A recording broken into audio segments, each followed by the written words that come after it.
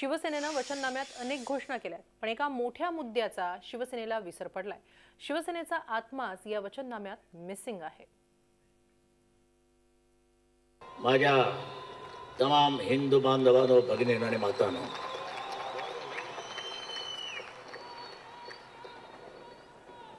हिंदू बांधवांना म्हटल्यानंतर मराठी विसरलो नाही हो, ते आहेच। बिहारमधून आलेली माणसं सुद्धा आपल्या बिहारबद्दल अभिमान बाळगून असतात। आणि आम्ही काय करतोय?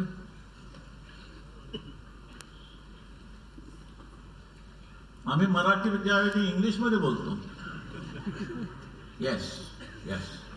एकेकाळी अख्खी मुंबई दडाणून सोडली ती याच भाषणांनी। मुंबईतला मराठी माणूस गदगदून जागा झाला ते याच भाषणांमुळे। प्रांतिक अस्मितेचा झेंडा खांद्यावर घेतलेल्या शिवसेनेनं मराठी माणसाच्या मराठीपणाला हात घातला की अख्खा महाराष्ट्र ढवळून निघत होता।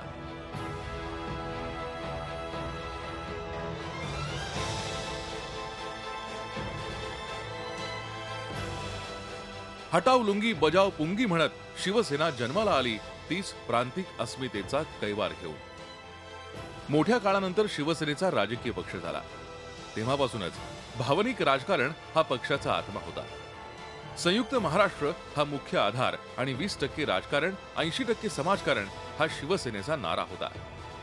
90च्या दशकात भावनांना हात घालत हिंदुत्वाचा मुद्दा हाती घेतला, त्या जोरावर शिवसेनेला 1995 साली सत्ताही मिळाली।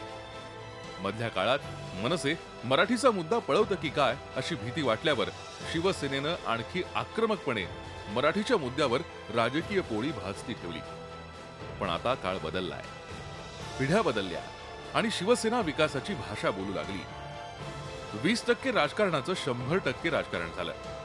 सत्ता हे खूप मोठं माध्यम आहे लोकांसाठी काम करण्यासाठी, आणि म्हणूनच 100% राजकारण केलं तर सत्ता येते आणि त्याच्यातून 100% समाजकारण होऊ शकतं।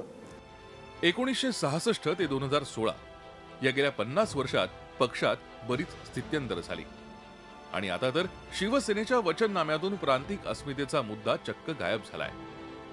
मला असं वाटतं प्रत्येक पक्षाची एक ओळख आहे आणि आम्ही अत्यंत प्रामाणिकपणाने मुंबईकरांसाठी सेवा आणि सुविधा घेऊन किंवा सेवा आणि सुविधा देणाऱ्या यंत्रणेची ही निवडणूक आहे आणि त्या निवडणुकीमध्ये इतर कोणती राजकीय विषय न आणता सेवा आणि सुविधा त्याच्यामध्ये प्रामाणिकपणा हा एक महत्त्वाचा भाग आहे।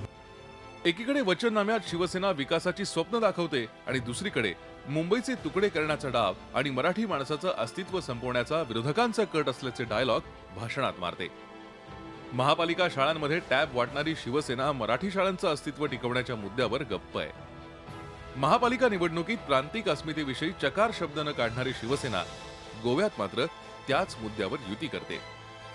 महापालिकेच्या निवडणुका वॉटर गटर मीटरवरच लढवल्या जातात, पण पक्षाचा आत्मा असलेल्या प्रांतिक अस्मितेला शिवसेनेनं पुरतं कंट्रोल ऑल डिलीट करून टाकलाय। मग मुंबई पुण्याचं मराठीपण टिकवायचं कसं? नाशिक ठाण्यातली नाट्यगृह टिकायची कशी?